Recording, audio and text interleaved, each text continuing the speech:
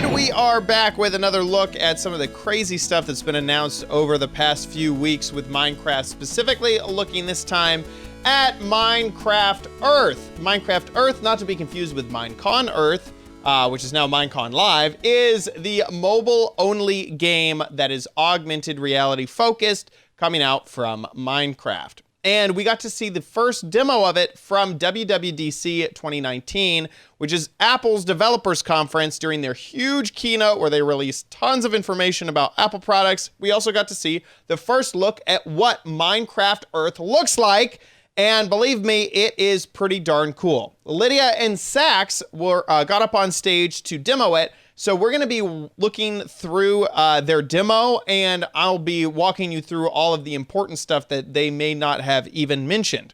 So we start off with this really, really cool view of whatever build this is. And Sax is in the middle of describing the fact that this is a real Minecraft world with real Minecraft behaviors. So the first thing that he does is turn on a bit of redstone. So you can see right here, barely, that there is a redstone, there's a switch, and when he clicks on his screen, now we can't actually see him click on the screen because this is a capture of his video, but you can barely see a player hand right here. Flip that lever, and then that lever activates the redstone, which will also activate these fireworks in the game.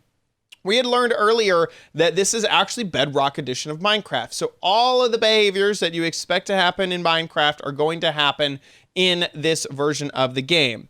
We also get our first look at Lydia over here holding her phone, and her phone has kind of been replaced with a bucket of water. And that's because she places the water into the build. So just from the beginning, this is what it looks like all together in real time. Is Sax clicks the redstone, the fireworks goes off. You can actually see a little bucket kind of come out of Lydia's bucket and place water. Then Lydia's tool changes to a pickaxe, and she starts destroying the world, the build right there with her pickaxe, and breaks it apart. Then she switches to cobblestone and starts placing down cobblestone. You can see it kind of come out of her phone and being placed on the ground there. Now let's go ahead and pause here because we've kind of seen some of the world, and I want to talk about what we're actually seeing on the screen because this is pretty important. We see a little crosshair thing up in the corner. We see 3 dots. We see a touch icon and a inventory icon. And then we have our hotbar down here. We also have a chest, and then this, which we'll find out, this button, which looks like an exit button, but we'll find out what that does later. So on Lydia's screen, which we never really actually get to see, she must have the same hotbar of items, and we can see that it changed to some sort of egg-looking creature. But you can see on Sax's version, there's a bow and arrow, flint and steel, cobblestone, flowers, seeds, bucket, and a Lydia head. So I can imagine with what happens next, Lydia goes ahead and places herself on top of the cobblestone, and it's Lydia's actual player, Minecraft player. And so I'm assuming that that player head is the same thing that Lydia has over there. Now they use a feature that was kind of discussed during Apple's event, which is the AR ability to track motion, body motion. So Lydia goes ahead and waves, and her character also waves. Sax says, why don't we trick it with a double wave? And Lydia double waves, and then the character double waves as well. So now the next thing that we always knew about Minecraft Earth is that you would have build plates. So I assume that this is a version of a build plate. But you could also expand those build plates into like full-sized things in some way. And so Sax clicks that little exit icon that we were trying to figure out what it was before. And now we get this animation of the thing going into, of the build going into the table, then this border coming around them in real life, and then the build popping up also to life size. So this is just as big as they are. And then in a moment, Lydia will fade through the build just there, and she's life size. So she's inside of Minecraft, life size, inside of the build, which is pretty darn cool. And I assume that this is what you would be expecting to have happen if you were if you're playing this in a normal situation. Now, Sax says something interesting here, and I'm going to go ahead and just turn up the audio so you can hear it. You fit right in with the new people occlusion feature. Like, you can fit right into your Minecraft world. That only works on iOS. That only works on iOS, he says. So this people inclusion feature is only going to be an iPhone-only feature. There's a little bit of dead air, so I cut it out of the video. But what Sax does is he switches over to the flowers, and he clicks them onto the ground, and then Lydia is behind the flowers. So somehow this people inclusion feature is able to tell how far away they are and place things that should be in front of them. So if they're behind a wall, you actually wouldn't see them. And if they're behind flowers, you wouldn't see them. And so Lydia peeks out from behind these flowers, and you can see that it all works, which is actually really, really cool. And they didn't really mention it all that much. The audience, I think there's like one clap. Like, This is a fully... like it was really weird. But anyway, so that's really neat. Is that when Lydia's in the game, or anyone's in the game, that if there is an item in front of them, you're not gonna see them like an X-ray vision through the wall wherever they're hanging out. He goes ahead and breaks that thing, and Lydia just interacts. And now we've kind of gotten into the goofiness of the rest of this. They spawn a whole bunch of chickens. Then Sax puts seeds in his hand so that the chickens will come to him.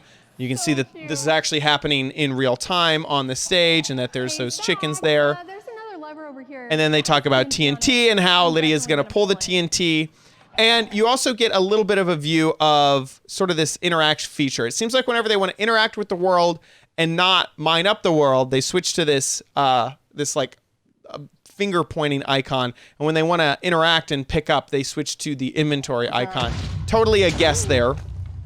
But there we go. There's an explosion, and these chickens fall in and whatnot.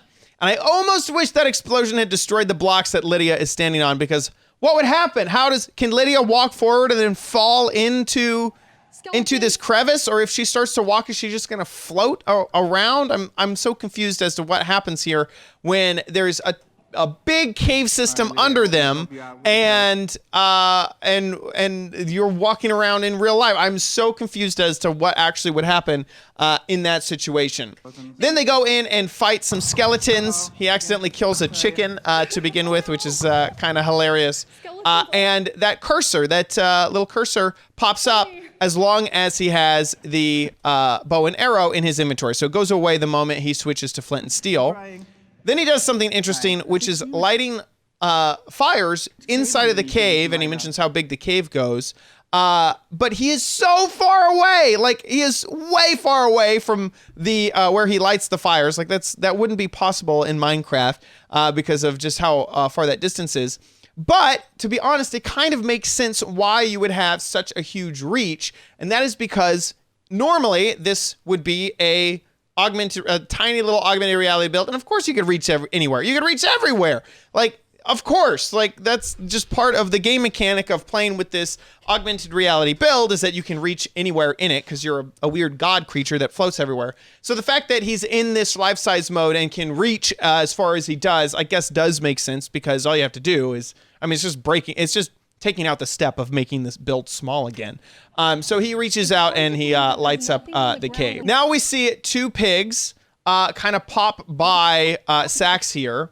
And these pigs are a little bit dirty, but they aim for this mud over here. They jump in the mud, and they become that little mud pig that we've kind of seen in a lot of the press around this game. So this first pig, he's kind of getting dirty, and then whoop, he gets dirty, and he has a little flower on his head and a little bit of mud on his head as well.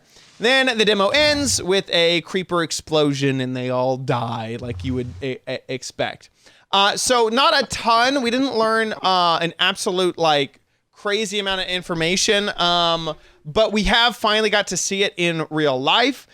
We can kind of understand all the things that are happening with the app and whatnot, and we get a better idea of the build plates and how you can blow them up to life size and whatnot. So I think that it's a pretty cool look at what Minecraft Earth will be. My main question for you guys is, now that you have seen a little demo, a itty bitty demo, does this make you more excited or less excited about Minecraft Earth? Because I'll be honest, for me, I feel like I'm a little bit less excited about Minecraft Earth. This seems almost tedious in how much you would have to kind of move around your build in order to make it.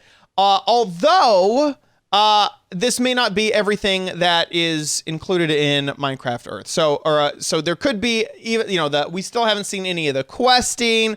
We haven't seen any of the loot pickups. We haven't seen any of that. We've only seen this build sort of situation, which is pretty cool. I mean, I'll be honest, it's pretty neat. But I will say that it almost takes away from the whole experience. It's like, it looks like complicated to me. Like, I don't know if I'd actually want to play a game this way. Although I you know what? I'll admit, people said that about the Wii. And people said that about virtual reality. So maybe I'm just old and curmudgeon-y. So let me know what you think in the comments down below. That about wraps it up for this video. If you enjoyed it, please give this video a like. Make sure you subscribe for future videos, tips, tricks, tutorials, and spotlights here on OMG Craft. And I'll see you next time on OMG Craft. Bye!